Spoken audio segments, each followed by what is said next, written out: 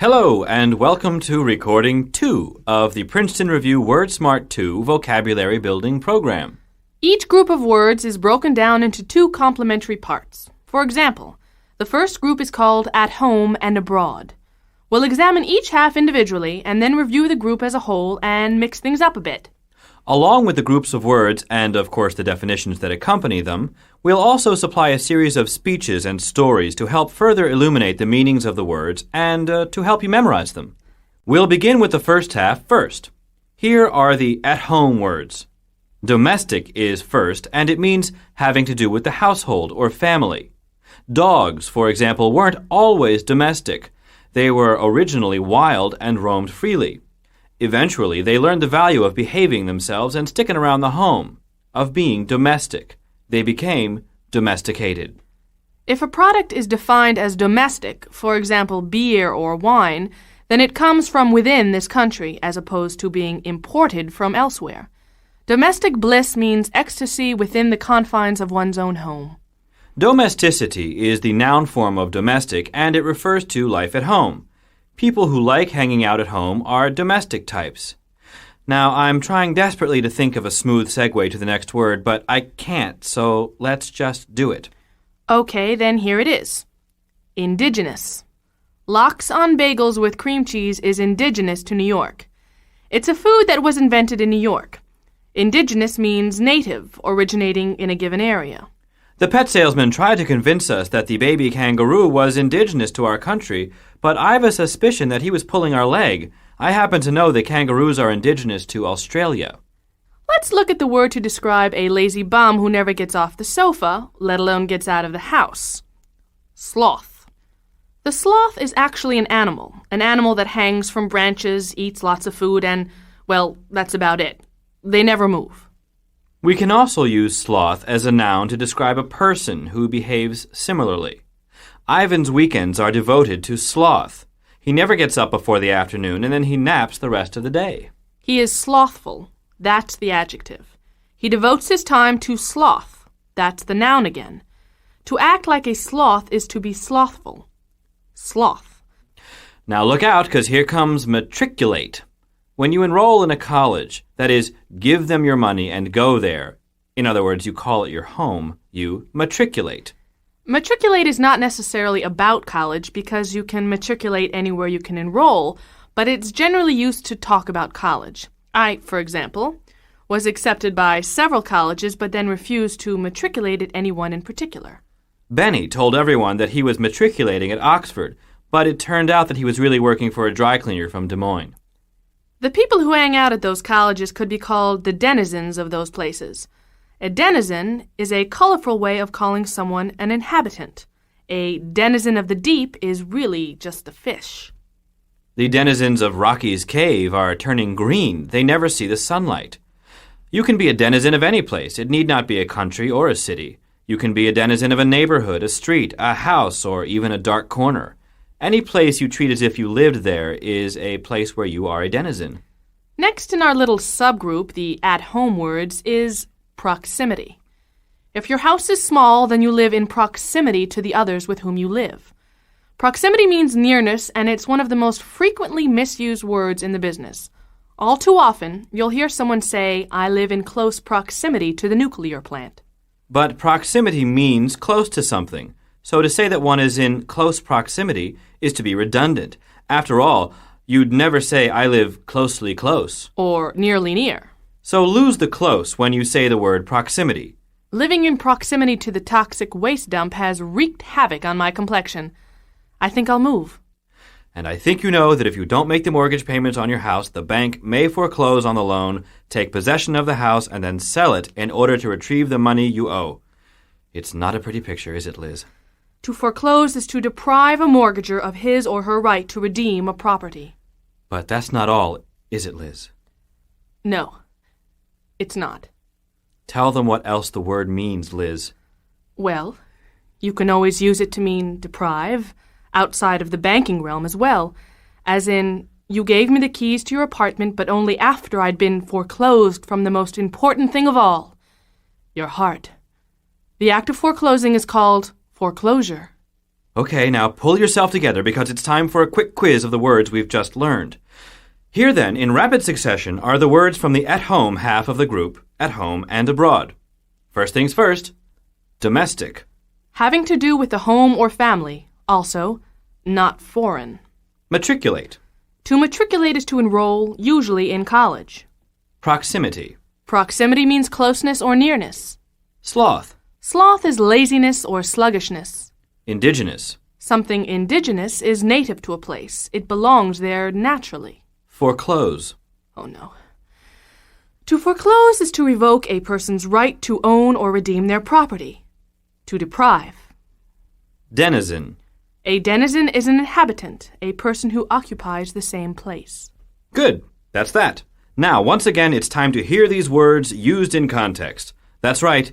It's the guest speaker roundup here at the old WordSmart Audio Ranch, and our special guest today is Hortense Hathaway, the happy homemaker from Heather Hollow in Highlandtown. Hi, Hortense. Why, hello there, friends, and welcome to Hortense Hathaway's Happy Home, where domestic bliss is our business and yours. Today, how to keep your hubby wholesome and your bedroom bubbly. Now, if you don't already live in proximity to an all-night taco stand, I recommend you move to where one is within reach. Few things will keep your man hungry for home like the nearness of tacos. What you must realize, ladies, and this may be a bitter pill to swallow for some of you, the man is not, I repeat, not indigenous to the house. He truly believes that his native habitat is out there on the range, the frontier, the hunting ground. These are his most basic impulses, and if we fight them, we will surely lose the battle. We, as happy homemakers, may not attempt to foreclose on his masculine drives, but rather must encourage him to act on them, on us. To deprive him of his manhood would be to make ourselves into the enemy. We must, rather, make ourselves into that very frontier which he would most like to conquer. Instead of enrolling in yet another home improvement course, he should matriculate in the University of You, in your very soul, your body, and your heart. Once at home there, he will want to live out his days a denizen of your womanhood, an inhabitant of your stormy valleys and your lush oases. Full fathom 5 thy father lies. Of course, if your man is a sloth and won't budge from in front of the TV, well then, you've got another problem altogether. But more on that after this commercial break.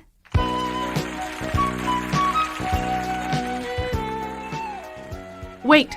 Don't touch that dial. I want to hear the next part. Sorry, Liz. We've got to keep on moving.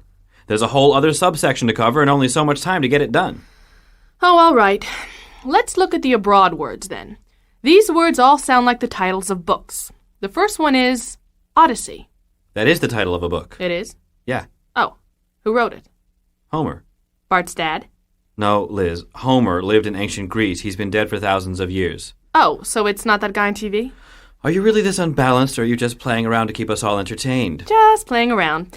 It's in the script. Oh, okay. Then tell us a little bit about Odyssey. Well, in Homer's epic poem, The Odyssey, the hero Odysseus spends a decade struggling to get back home, and when he finally gets there, only his dog recognizes him. Today, we use the word Odyssey to mean any long and difficult voyage. The trip to the White House is generally an odyssey for the candidates. Trips to the cleaners are, for the most part, not. Someone who likes to travel, who has a hard time staying in the same place, can be called peripatetic. Musicians tend to live peripatetic lives, touring from city to city, sometimes for years at a time. Nomadic is like peripatetic, only it's different. Anybody can be peripatetic, but a nomadic person has no permanent home. If you're peripatetic, then you move around by choice, while if you're nomadic, then you wander around because you have no real place to stay. The noun form of nomadic is nomad.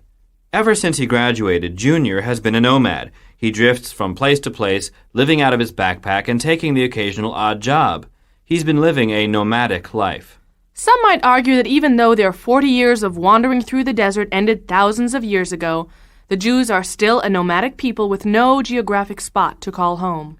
And speaking of the Jews, let's do another book title. Exodus. Actually, it's the title of more than one book, but it's the oldest of them that really defines the word's meaning. Exodus, with a capital E, is the second book of the Bible, and it tells the story of Moses and the Israelites' flight from Egypt. When capitalized, Exodus refers to that book or story. Exodus, when uncapitalized, means, it's no surprise, any mass departure or journey away. The first day of summer, we all made an exodus to the beach. Reports of a hurricane brewing off the coast led to an exodus from towns all along the seaboard. Another abroad word that has religious undertones is pilgrimage. Let's review our history, shall we? What do we call the first Europeans who settled the U.S.? The Pilgrims. Righto! And why do we call them that? Because they came here seeking freedom from religious persecution. For die-hard Elvis fanatics, a trip to Graceland is a pilgrimage, a voyage to a holy place. As you can see, a pilgrimage doesn't necessarily have to be strictly religious. It can be any journey that takes you to a place of great importance to you. Every May, I and my dog Juniper make a pilgrimage to the dog pound whence she came. It's good for her to get back to her roots once in a while. After that visit, we go for a jaunt in the country with her friends Brer Rabbit and the Mad Hatter. Oh, do you now? I suppose it's important to balance the solemnity of a pilgrimage like that with the lightheartedness of a little pleasure trip, even if it clearly is a descent into utter madness. A jaunt, as you might have guessed, thank you very much, Doctor, is just that. A short trip for pleasure's sake alone. Jaunt can also be used as a verb. We are going jaunting tomorrow for the first time in 17 years. What's more, there's even an adjective form, jaunty. Use it to describe things that are light-hearted, happy, or, when applied to clothing, dapper. The handsome prince wore his new hat at a jaunty angle. Juniper walked with a jaunty step as we made our way through a magic land of chocolate. Oi. Next word, quick. Meander. I had time to kill before getting to the slaughterhouse, so I meandered around the district a while, taking in the sights and smells. To meander is to travel along an indirect or winding route. The space shuttle does not meander. It flies in a straight line to reach the point at which it will go into orbit. Juniper meanders sometimes when she's got nowhere special to go. Good for Juniper. Does Juniper know that meander doesn't always have to apply to travel, but can also mean to ramble or stray from a topic? Yes, Juniper knows that.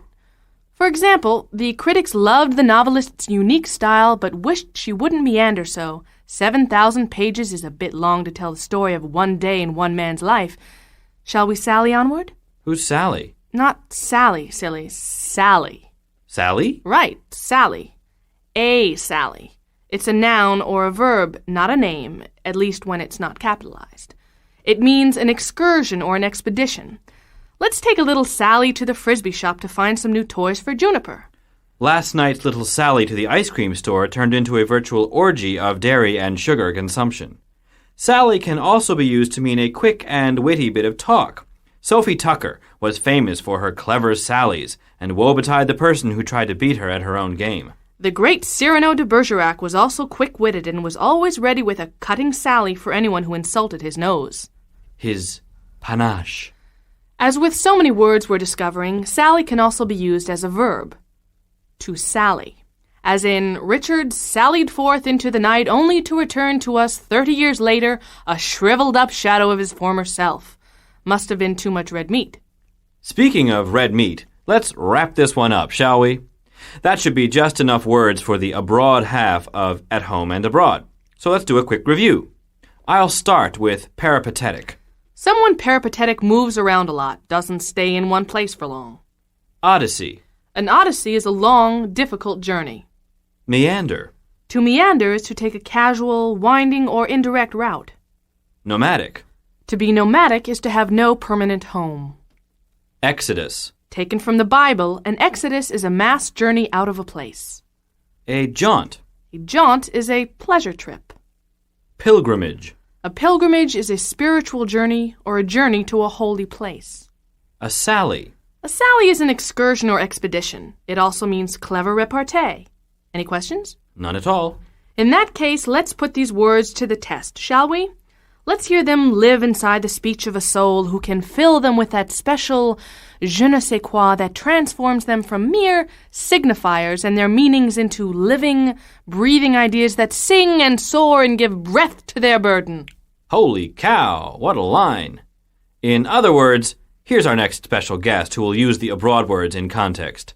Kids, I give you Philanderin' Phil, king of the wild frontier. Take it away, Phil. Well, thank you kindly, Dick. It's my pleasure to stop by and tell your listeners about what it's like to live large like old Phil here. I'm the peripatetic type. You see, I just can't hang around the house for too long. I start getting itchy for adventure. Nothing gets my juices flowing like a jaunt to Las Vegas, where dough and dames are the only reason for traveling there. I'll start by casually meandering about the Strip, looking for nothing in particular, just whetting my appetite. But eventually I must go see a show. A trip to La Folie Bergerie is something of a pilgrimage for me. It's a spiritual journey that revives both my head and my heart. I also enjoy a trip to the blackjack table. If you're even a little drunk, though, I recommend that you stay away from the circus casino. If you don't have your wits about you, then even a simple sally to the slots can turn into a nightmarish odyssey. A dark night of the soul where wicked clowns and two-headed showgirls hunt you down like a dog and try to take you for all you're worth.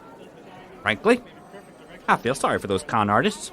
With no real place to call home, they live a sad, nomadic existence, with nothing but the haunting refrain of the Carney organ to give their lives some continuity. I remember how, as a little boy, I would cry as I watched the exodus of circus folk as they'd pack up and leave town after a week of shows in a little tent out back of the church. Well, well, now there's a sketch. A sketch that brings us to the end of yet another word-smart group which only needs the polish of a final, all-inclusive review to give it the shiny luster of closure. Sing it, sister. In this final review, we'll mix up both halves of the group at home and abroad so you can start to sort them out yourselves. You'll hear one of the words, followed by a pause, during which you should try to categorize the word. Then the corresponding sentence from a guest speaker's speech illustrates the word in context. Then we'll define and use it one last time before we move on to the next word. Clear? Crystal. Good. Let's go. Sloth. Of course, if your man is a sloth and won't budge from in front of the TV, well, then you've got another problem altogether. A sloth, like the animal from which the word takes its meaning, is lazy and slow-moving, sluggish. Monday Night Football transforms Bunbury from a fun-loving active guy into a glazed-over sloth. There's no moving him when the game is on. Jaunt. Nothing gets my juices flowing like a jaunt to Las Vegas, where dough and dames are the only reason for traveling there. A jaunt is a pleasure trip. It can also be a verb, to jaunt, as well as an adjective, jaunty, which means dapper and light-hearted. Mr. Booty donned a jaunty pair of bathing trunks for his jaunt to the beach. Domestic. And welcome to Hortense Hathaway's Happy Home, where domestic bliss is our business and yours. Today, how to keep your hubby wholesome and your bedroom bubbly. Domestic means having to do with the house or home. It also means made locally or in this country. Despite her degree in molecular biophysics and biochemistry, Lydia found herself most fulfilled by work as a domestic worker. Few things brought her as much pleasure as doing laundry and polishing silver. Foreclose.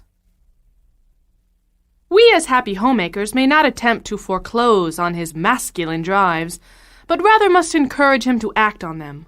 On us. To foreclose means two things. One, when a creditor deprives one of ownership of property and takes it over themselves, and two, to deny or deprive one of something. When the bank foreclosed on Whitley's new motorhome, they foreclosed on her chance to see the country from the road. Peripatetic.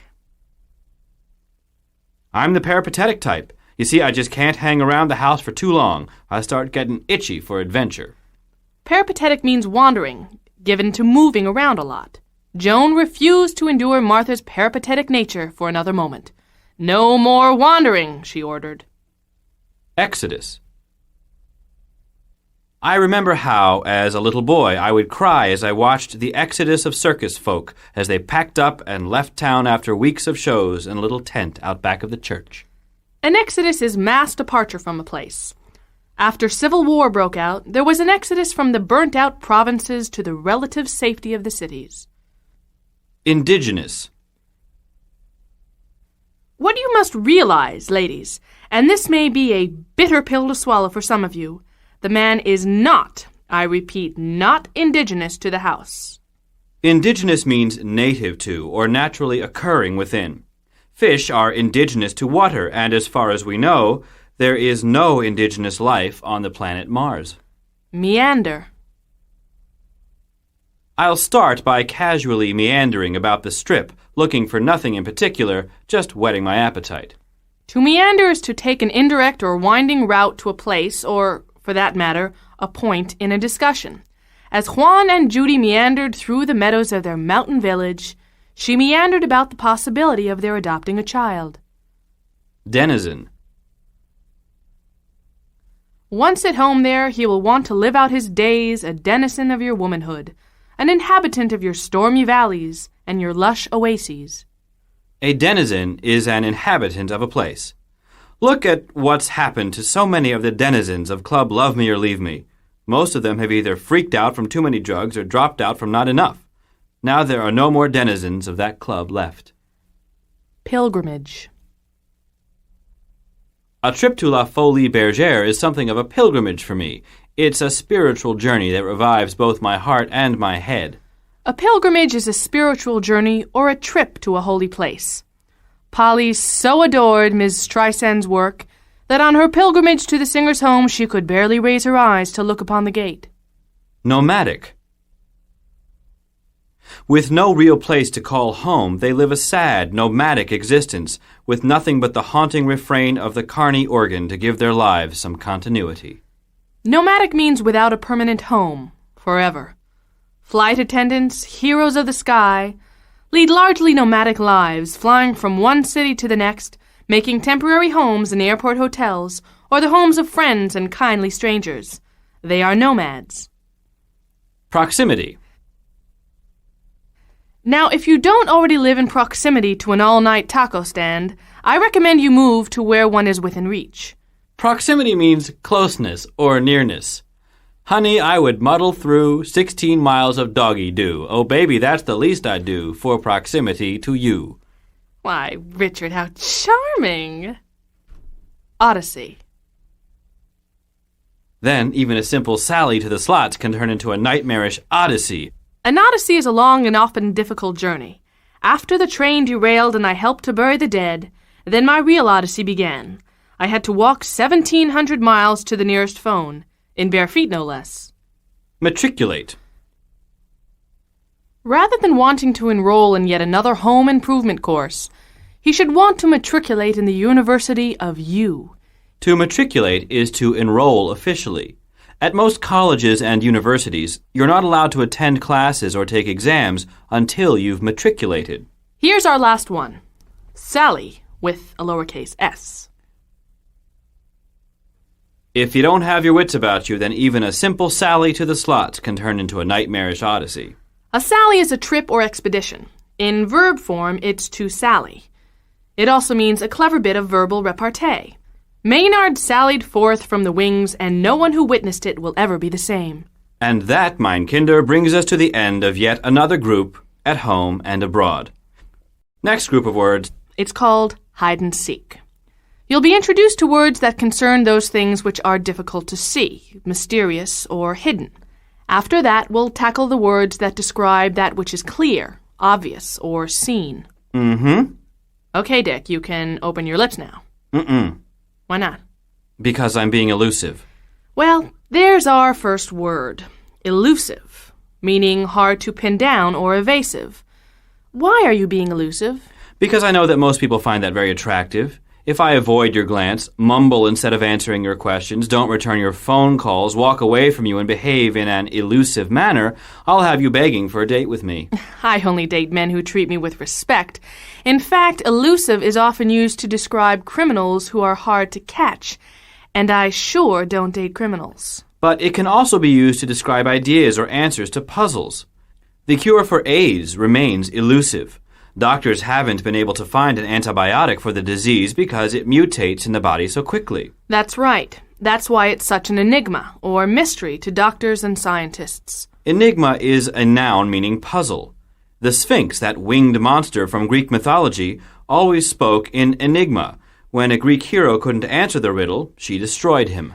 Enigmatic is the adjective form used to describe someone or something that's like an enigma. For instance, the Mona Lisa is said to have an enigmatic smile. No one knows what she's thinking. But I can guess. We all get your innuendo, Dick. You're always making sly remarks. Well, I didn't have a choice. I had to make an innuendo or a subtle, indirect insinuation. Why? Because you needed to introduce innuendo as the next word in the group. Uh-huh. Now you're making another innuendo. You are implying that I need your help to introduce a word that I am incapable of doing it on my own. Now, don't get in a huff. I just wanted to let everyone know that innuendos are not usually complimentary. Most of the time they are insulting or sexually insinuating. I once worked myself into a frenzy when I suspected an old lover of having a tryst. A tryst is a secret meeting with a lover, isn't that right? It sure is. Usually when people arrange trysts, they don't choose wineries. They pick romantic, secret spots, like French bistros, hidden gardens, secluded hotels, small, beautiful parks. All right. You're an expert, I guess. Not really. But there's no harm in dreaming. So how did you discover the truth about the tryst that never really happened? Well, I was so upset, I started digging around the closet looking for old love letters. I didn't find any, but I did find a cache of other gifts for me. A cache is a secret hiding place, or the things hidden in that place. You must have felt terrible when you found the cache. You can't imagine. I was suspecting them of betrayal when in fact they'd bought me this beautiful shirt and tie. It had the sales slip on it, and I put two and two together. Well, I guess you learned a lesson. Yeah, don't put a cache of presents in the closet. It's not that good a hiding place. Cache is spelled C-A-C-H-E. It comes from the French word cacher, meaning to hide. For some obscure reason, I have a feeling that it's time to introduce the next word. Right you are. And the reason is not too obscure or hard to understand. In fact, it's pretty obvious. We're in the process of learning new words. When someone is being obscure, they're not expressing themselves clearly. For instance, a second-rate poet might try to write obscure verses, dark and hard to understand, thinking it will pass for greatness. If that poet only writes obscure poems that no one understands, then the poet will remain obscure or unknown. Obscure doesn't only refer to ideas. In fact, it frequently refers to the way things look. When my bedroom is dark, the shapes appear obscure or indistinct, not clear. That pile of laundry starts looking like a dead body. And it smells a little like one, too. I bet. Another word that concerns visibility is latent.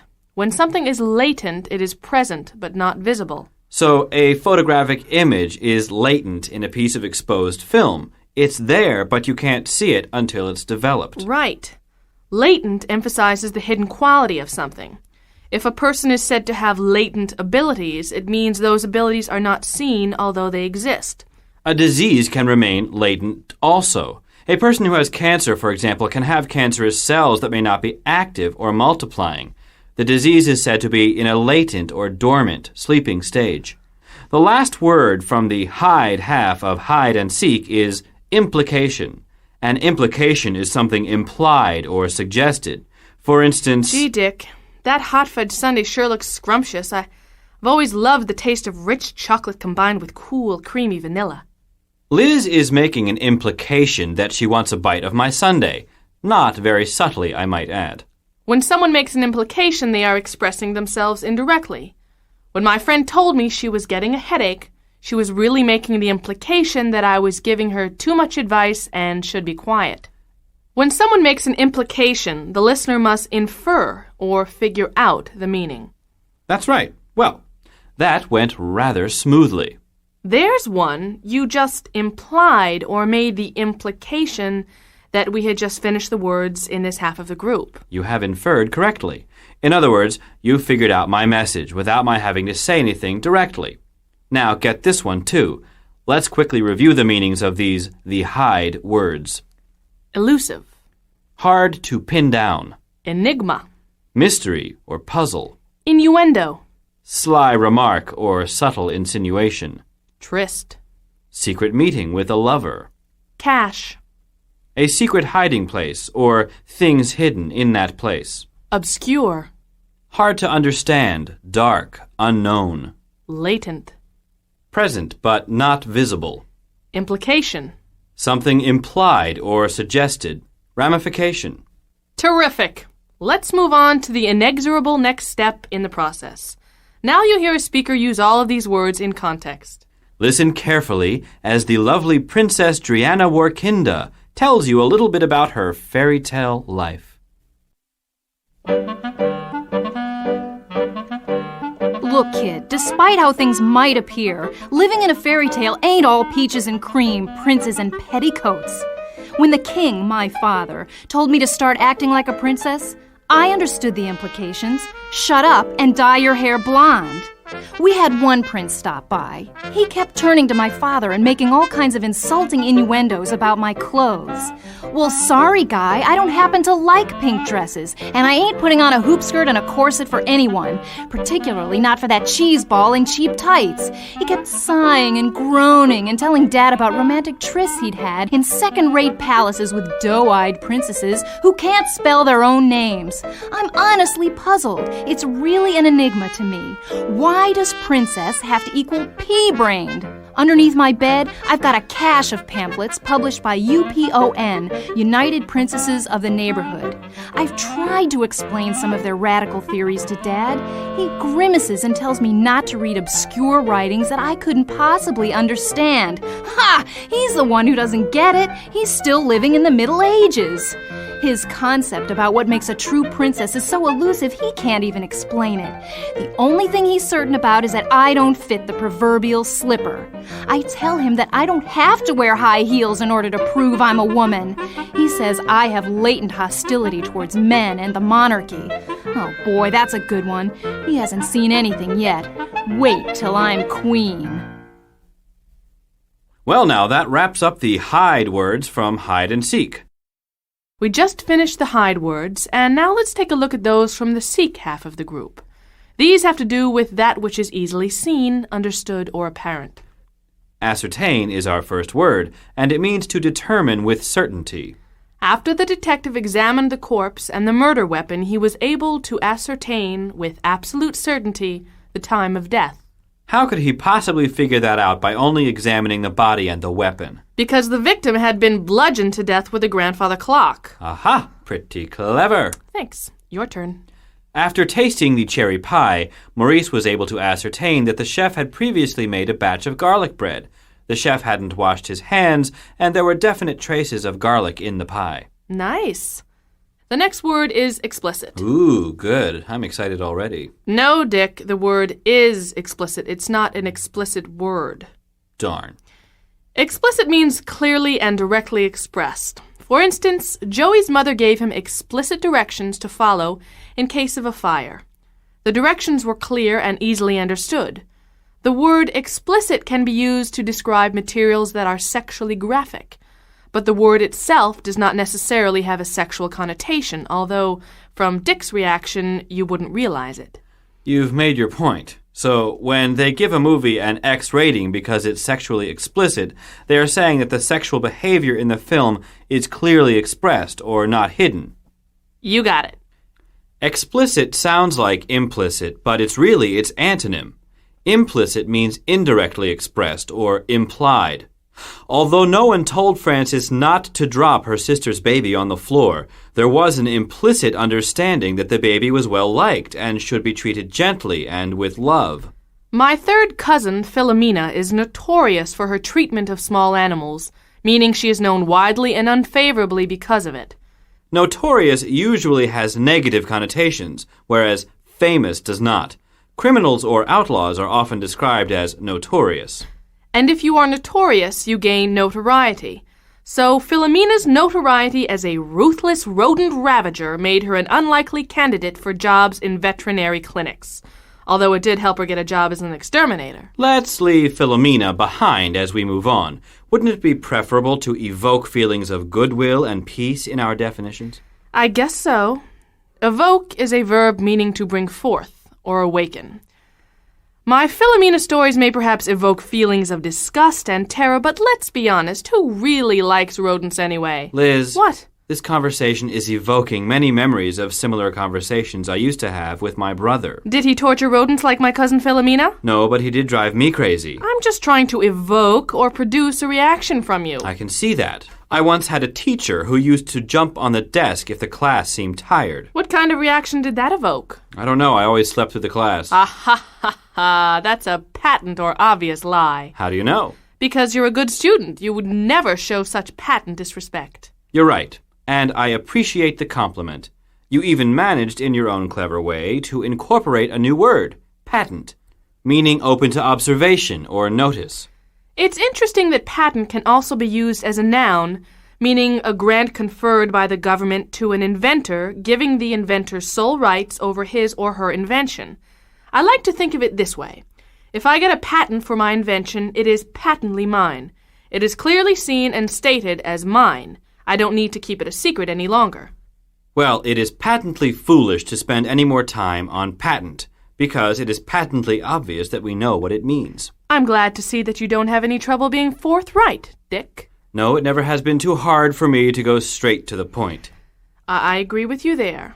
My mother was always very forthright at work. Many women in the office criticized her for being overbearing. So when someone is forthright in the way they speak, they are not being evasive or vague. They are coming straight to the point, honestly. The next word in the seek section is emanate. Emanate is a verb meaning to flow out, to issue from a source. Things that emanate are not hidden. If something is emanating, you can either see it, smell it, hear it, or identify it in some way. For example, when I cook lasagna, the smells emanate from the oven, through the windows and doors. Yummy, you're getting me hungry. You better stop talking about food or you'll hear rumbles emanating from my empty stomach. You know, Dick, I think we're almost ready to flaunt our new vocabulary, and I'll tell you why. Because flaunt is our last word. To flaunt is to show off or display ostentatiously. I know you were only joking, Liz, but honestly, don't you find it unfortunate that some people think that a person who has a big vocabulary is showing off? I do. Flaunt does have a negative connotation. A girl with a large diamond is flaunting it when she waves it in people's faces. It's bragging, whereas having a large vocabulary is something to be proud of, not to apologize for. So flaunt or show off that new Rolls Royce, but simply be proud of your expanding vocabulary. Go ahead, Dick. Fire these new words at me. I'll give you the definitions to review. Ascertain. To determine with certainty. Explicit. Clearly or directly expressed. Notorious. Famous for something bad. Evoke. Summon forth. Produce. Patent. Obvious. Clear. Forthright. Direct. Going straight to the point.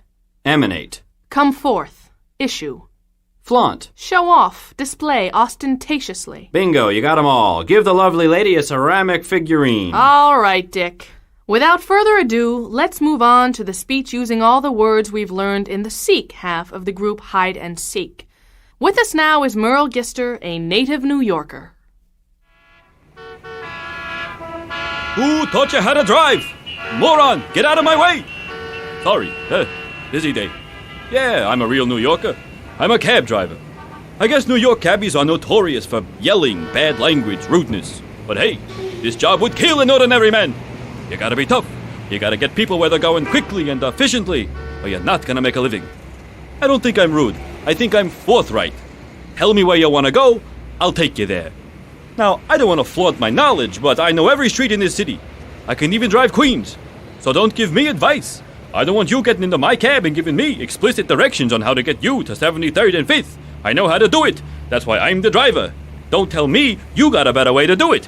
That's a patent lie. Nobody knows how to do it better or faster than me. Except maybe Tony L. He was the best, the original. He knew all the routes of the garbage trucks. He could ascertain where the construction was gonna be without being told. He just knew, like a sixth sense. I said to him once, Tony, how do you do it? He says to me, Merle, the avenues speak to me. Something emanates from them like a smell or a song. All you gotta do is take it in. And the guy was a poet. I just wish he was still around. He gave me inspiration.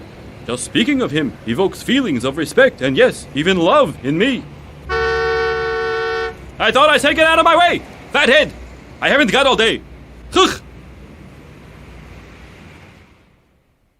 Now we are going to review all of the 16 words from hide and seek. The first word is obscure. He grimaces and tells me not to read obscure writings that I couldn't possibly understand. Obscure means hard to understand or dark. The professor's paper was so obscure it was impossible to understand. Notorious. I guess New York cabbies are notorious for yelling, bad language, rudeness. Notorious means famous for something bad. Deanne was notorious for her incredibly loud voice and foul language. Cache. Underneath my bed, I've got a cache of pamphlets published by UPON, United Princesses of the Neighborhood. A cache is a secret hiding place, or those things hidden in it. The squirrel had a cache of cashew nuts under a rock saved for important guests. Emanate. Merle, the avenues speak to me. Something emanates from them, like a smell or a song. To emanate is to come forth or issue. The screams emanating from the room terrified the visiting professor. Enigma. I'm honestly puzzled. It's really an enigma to me. Why does princess have to equal pea-brained? An enigma is a puzzle or mystery. Why human beings choose war over peace is an enigma to us all. Patent. Don't tell me you got a better way to do it. That's a patent lie. Patent means obvious. It was patently foolish for Danny to try digging a tunnel to Paris. Elusive. His concept about what makes a true princess is so elusive, he can't even explain it. Elusive means hard to pin down. The sun was elusive, popping in and out of sight, and making a picnic seem dangerous. Forthright. I don't think I'm rude. I think I'm forthright. To be forthright is to go directly to the point. The political candidate ruined his chances when he was forthright in his answers to the question of a tax increase. Voters didn't want to hear the truth. Implication. When the king, my father, told me to start acting like a princess, I understood the implication. Shut up and dye your hair blonde. An implication is something implied or suggested indirectly. When you told me that the door was straight back and to the left, it was a clear implication that you wished me to go. Ascertain. He could ascertain where the construction was going to be without being told. He just knew. To ascertain is to determine with certainty. I ascertained the whereabouts of the coven meeting only after speaking directly to the head witch. Innuendo. He kept turning to my father and making all kinds of insulting innuendos about my clothes. An innuendo is a sly remark or subtle insinuation. When Teddy offered to walk the cross-eyed brunette to her home, there was a great deal of innuendo about his real intentions. Evoke. Just speaking of him evokes feelings of respect and, yes, even love in me. To evoke is to summon forth or produce. The watercolor of the burning Easter bunny evoked feelings of amusement as well as horror from patrons of the gallery. Latent. He says I have latent hostility towards men and the monarchy. Latent is present but not visible. The latent image was only made visible after the paper was held over a flame. Flaunt. I don't want to flaunt my knowledge, but I know every street in this city. To flaunt is to show off or display ostentatiously. Gretel flaunted her new bearskin rug when she brought it to school to sleep on during nap time. Tryst. He kept sighing and telling Dad about romantic trysts he'd had in second-rate palaces with doe-eyed princesses who can't spell their own names. A tryst is a secret meeting with a lover.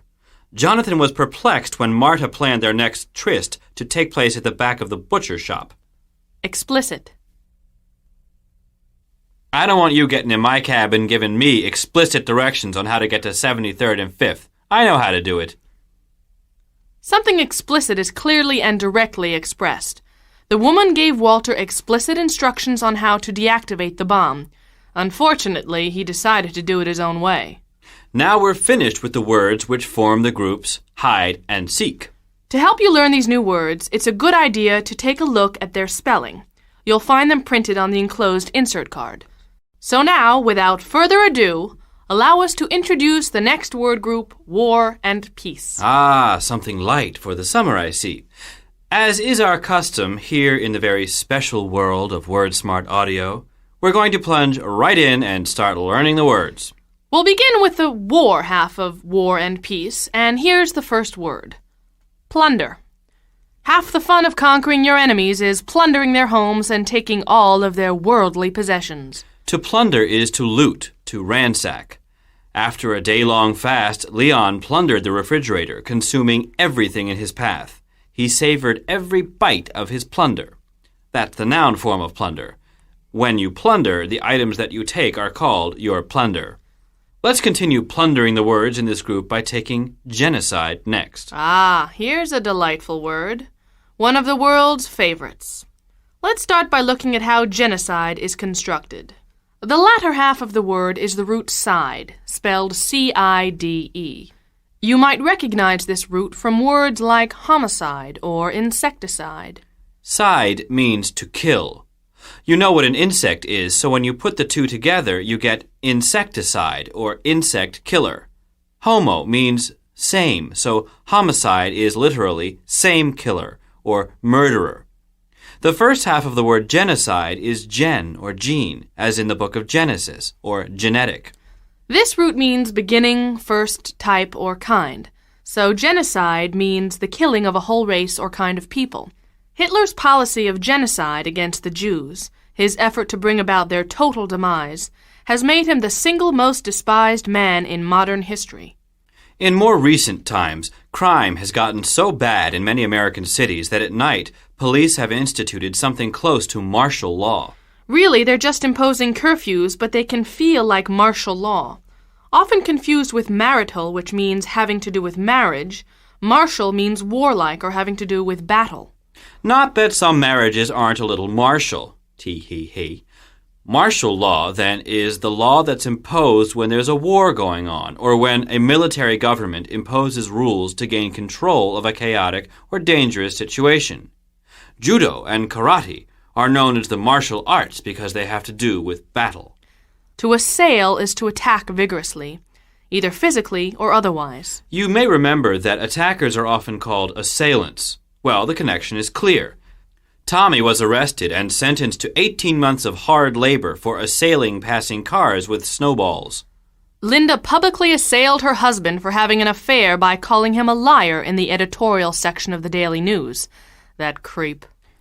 Sounding a lot like what it means, a stratagem is a scheme, a plan designed to outwit an opponent, a ruse. Jonah's stratagem for getting Mike to answer his calls was to pretend to be a major filmmaker looking for an actor to star in his new movie. When you combine a variety of stratagems designed to achieve a goal, then you've got a strategy. Ming's stratagem designed to get his boss in trouble with the law was to break into the IRS computer and alter his tax record. That was but one part of a larger strategy for destroying the entire hunting industry. He wouldn't be satisfied until the entire business was decimated. To decimate is to virtually wipe out, to destroy almost the entirety of something.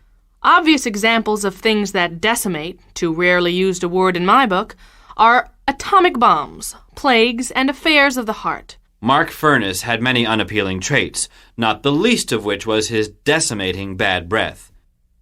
Perhaps, more than any other human trait, it's jingoism which causes countries to attack each other. Certain countries are famous for their jingoism and are fond of assailing anybody whom they feel isn't one of them. Jingoism is patriotism taken to its farthest and most violent extreme. It's that ugly point at which love of country and home turns into hatred of outsiders and their differences. And many a power-hungry leader has used a jingoistic sentiment to gain power and stir his country to attack another. Here's the last word, as it were. Incursion. After several rabid incursions by the clients from the Weightlookers Diet Center next door, the chocolatier decided it was time to move away. An incursion is a hostile invasion or a raid. I miss the old college days when we went on panty incursions in the girls' dorms. Panty incursions? You don't mean panty raids. Call it what you will. Why split hairs? Panty raid, panty incursion, it's all the same. I wouldn't be so sure, my pet, but you're right. Let's not split hairs, as it were. Let's instead do a little quiz to make sure we understand the words. Quick quiz. I'll start. Assail. To attack vigorously. Decimate. To virtually wipe out. Genocide. The killing or destruction of an entire race or kind. Incursion. An invasion or raid. Jingoism. Patriotism taken to a violent and hateful extreme. Martial. Having to do with battle or the military. Stratagem. A plan or device used to outwit an enemy. Plunder. To plunder is to loot or ransack. Ta-da! Now, of course, it's speech time.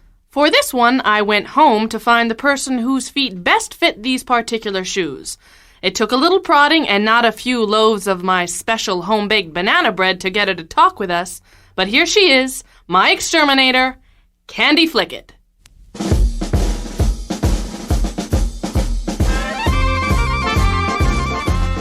Hello there, Candy Flickett, destroyer of household pests, here to tell you exactly how I decimate those little monsters. I have a special technique which I have named the Marshall Plan, not because that's my boyfriend's name, but because it is essentially a military plan. Besides, my boyfriend spells his name differently. Here's how it works. Once we have confirmed that the enemy has indeed made an incursion into your territory, raided your supplies, plundered your rations, and made off with some or all of your nutritional assets, we place in effect a stratagem which has rarely failed any of the great military leaders, and it's never, I say never, failed me. I disguise myself as the very, very thing the enemy would most like to have, an enormous lump of processed sugar. Sitting, as any lump would, stock still in the center of an obstacle-free zone, namely the kitchen floor, I wait for the enemy to get brave and hungry enough to make their move. Then, when they approach me, I assail them with everything I got. Sprays, repellents, glue traps, fly paper, swatters, boots, cigarette lighters, and aerosol cans, the works. It's invariably a massacre. Those few enemy troops who survive this slaughter are so crippled or just demoralized that they surrender their positions and head for another hill. Of course, I'll have to follow them there and start again. But I am truly committed to the genocide of these little buggers, and I look forward to the day when I can hang up my sugar lump disguise forever. I know you'll pardon my jingoism, but I think humans, actually American humans, are the best creatures on this green earth, and I don't think insects have a right to hone in on us the way they do. Of course I want to kill them all. Wowie, thanks, Candy. I had no idea that that's what you've been doing in my kitchen all these weeks. That's it's just very... Let's move on now with the peace words and get some badly needed balance in our lives. Righto, into the breach, my good woman. I don't suppose there could be a better word to help make the transition from war to peace than this first word, armistice, which means truce. Veterans Day was originally called Armistice Day, and it commemorated the end of the First World War. Recently, much to the surprise and wonder of the rest of the world, Israel and its Arab neighbors agreed on an armistice. Now, it remains to be seen if, after decades of fighting, they can maintain the fragile truce.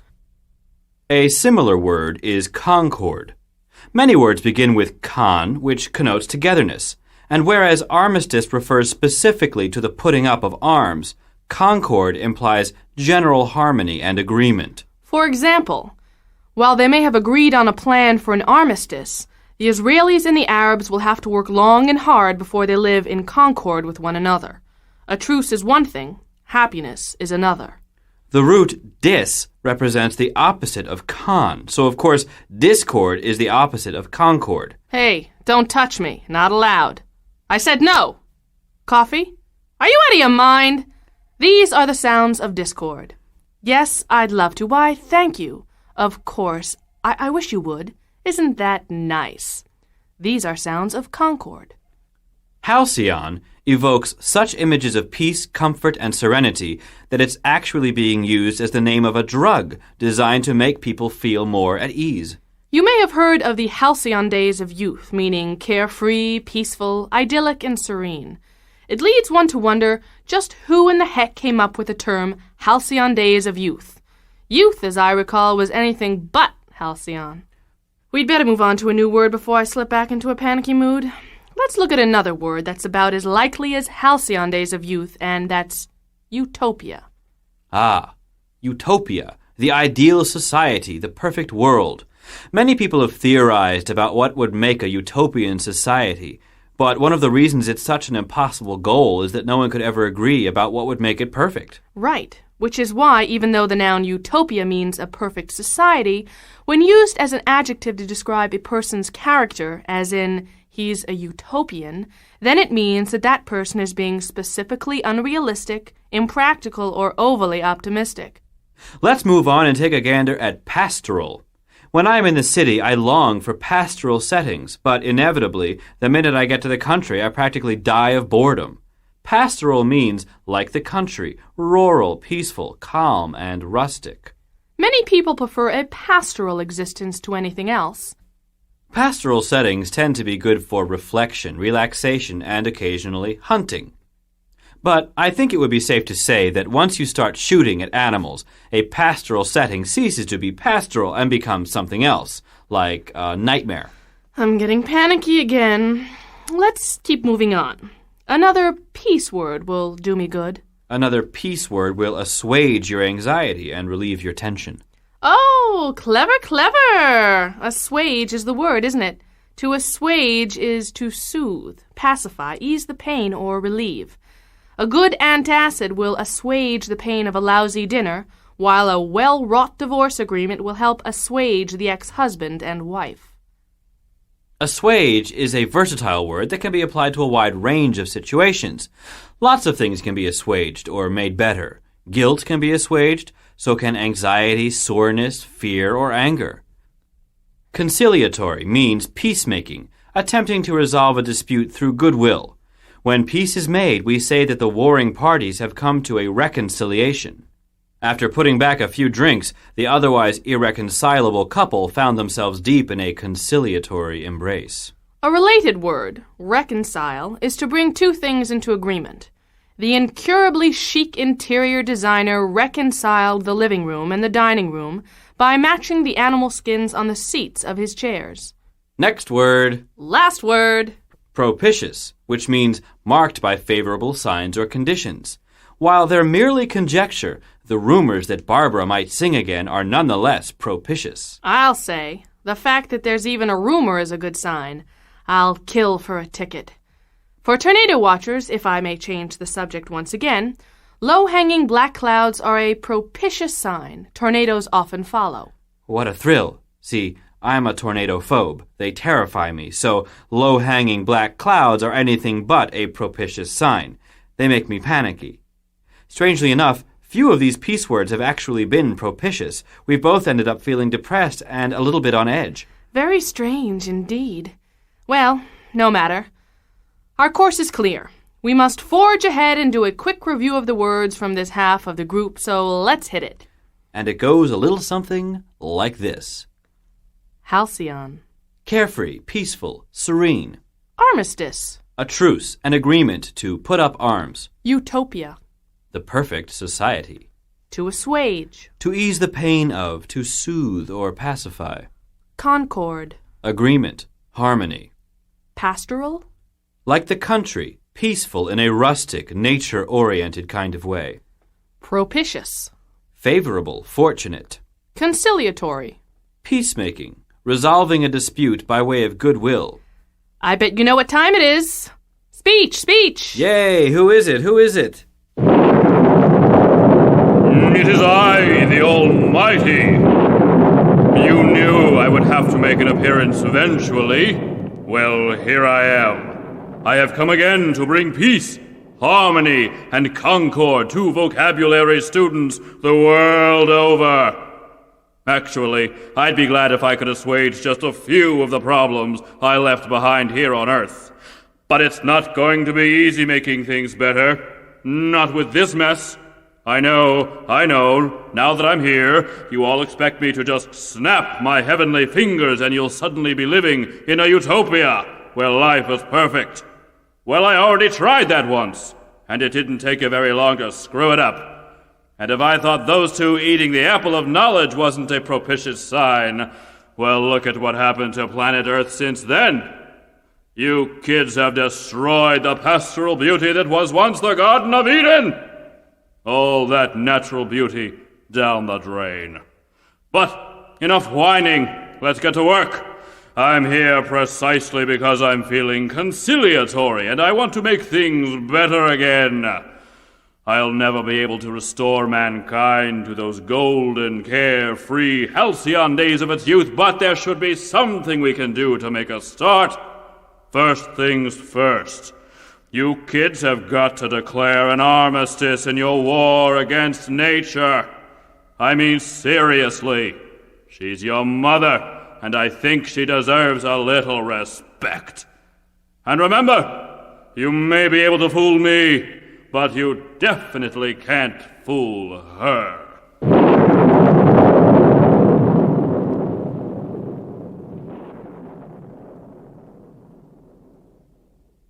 That's for sure. Well, now that we've covered both war and peace and other weighty matters, it's time for a thorough review. The first word is assail. Then when they approach me, I assail them with everything I got. Assail means to attack vigorously. The heavy metal music assailed my delicate ears, and the foul odors assailed my nose. Assuage. Actually, I'd be glad if I could assuage just a few of the problems I left behind here on Earth. To assuage is to ease the pain of, to soothe or pacify. Usually my fear of falling asleep is assuaged by a lullaby. Genocide. But I am truly committed to the genocide of these little buggers. Genocide means the killing or destruction of an entire race or kind. Thankfully, genocide is not a common occurrence. It's not every day that an entire race is killed off. Pastoral. You kids have destroyed the pastoral beauty that was once the Garden of Eden. Pastoral means peaceful in a rustic, nature-oriented way, like the countryside. She chose a pastoral setting for her wedding to the country western singer. Jingoism. I know you'll pardon my jingoism, but I think humans, actually American humans, are the best creatures on this green earth. Jingoism is patriotism taken to a violent and hateful extreme. People who say, Uganda, love it or die, are flaunting their jingoism. Decimate. Hello there, Candy Flickett, destroyer of household pests. Here to tell you exactly how I decimate those little monsters. Decimate, to virtually wipe out, kill. The Tribbles were decimated by the carbon monoxide seeping into their cabin on the starship. Almost none survived the disaster. Propitious. And if I thought those two eating the apple of knowledge wasn't a propitious sign, well, look at what's happened to planet Earth since then. Propitious means favorable, fortunate. The new moon was interpreted as a propitious sign by Jamie, and sure enough, he was crowned homecoming king the next day. Halcyon. I'll never be able to restore mankind to those golden, carefree, halcyon days of its youth. Halcyon means carefree, peaceful, serene. The first part of Gone with the Wind showed the halcyon time before the Civil War, when all Scarlet had to worry about was keeping her 17-inch waistline. Incursion. Once we have confirmed that the enemy has, indeed, made an incursion into your territory. An incursion is an invasion or raid. When Pierre discovered that someone had made an incursion into his freezer and ate all the coffee ice cream, he screamed bloody murder. Utopia. I know. Now that I'm here, you all expect me to just snap my heavenly fingers and you'll suddenly be living in a utopia where life is perfect. A utopia is a perfect society. Maud thought that life on the commune was utopia. Everyone shared, nobody fought. though there were some disagreements over whether to watch The Simpsons or the football game on TV on Thursday nights. Plunder. The enemy has plundered your rations and made off with some or all of your nutritional assets. To plunder is to loot or ransack. The noun plunder means the loot or booty that is plundered. Helmut took off with the plunder when he heard the police sirens. Conciliatory. I'm here precisely because I'm feeling conciliatory and I want to make things better again. Conciliatory means peacemaking, resolving a dispute by way of goodwill. After arguing with his girlfriend all day, Toby sent her a conciliatory bouquet of white roses. Unfortunately, the thorns weren't removed from the stems. Marshall. I have a special technique which I've named the Marshall Plan, not because that's my boyfriend's name, but because it's essentially a military plan. Besides, my boyfriend spells his name differently. Martial means having to do with combat or the military. Karate and judo are often referred to as martial arts because they have to do with hand-to-hand or foot-to-foot combat. Hi-ya! Ow! Control yourself. The next word is concord. I have come again to bring peace, harmony, and concord to vocabulary students the world over. Concord means agreement, harmony. The directors' meeting was marked by concord. Everyone was of the opinion that the CEO was a schnook and should be voted out. Stratagem. We place in effect a stratagem which has rarely failed any of the great military leaders. A stratagem is a plan or device used to outwit an enemy. Melba's stratagems to catch a man included baking mouthwatering carrot cake and wearing fishnet stockings with high heels. Armistice. First things first, you kids have got to declare an armistice in your war against nature. An armistice is a truce, an agreement to lay down one's weapons. Kitty retracted her claws, declaring an armistice with a sweet little mouse. Isn't that special? I'm so glad we ended war in peace on a happy note.